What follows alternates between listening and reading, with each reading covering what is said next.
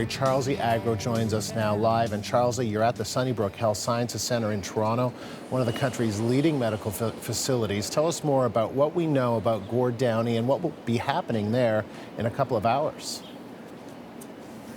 Sure. Well, Canadians all across the country are waking up to this news that in December, Gord Downie was diagnosed with a terminal brain cancer.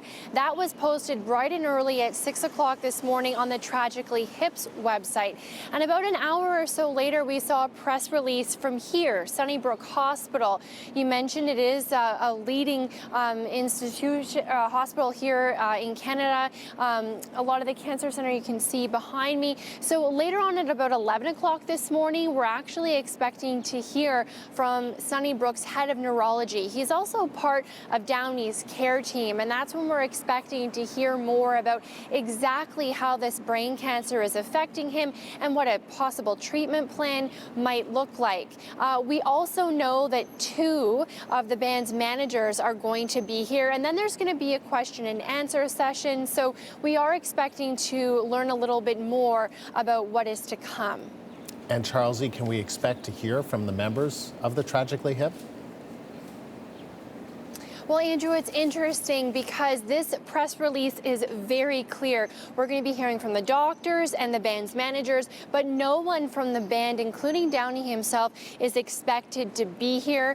We know that there will be an opportunity for members of the media to ask some questions, to learn a little bit more, but it's very, very clear that no one from the band will be here. And then they go on to say that after today, no further statements clarifying status, condition, or progress will be issued to underscore what is already evident. The music will stand to answer all.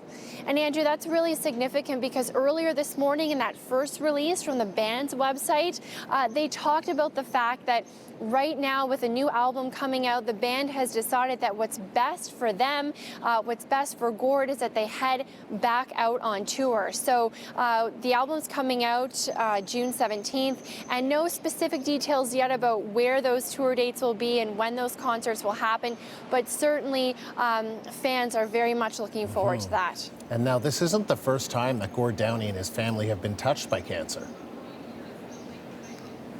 Yeah, that's right. He's a notoriously private person.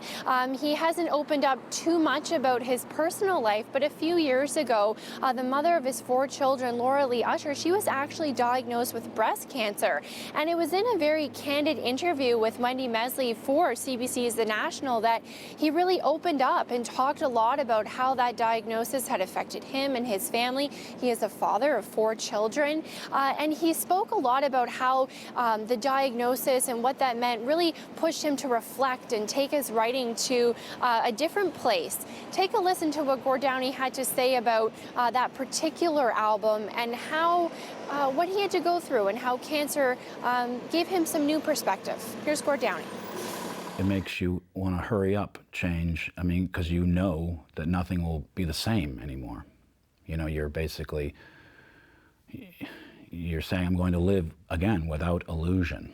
You're going to be real and try and live a beautiful, great life with your family and reality.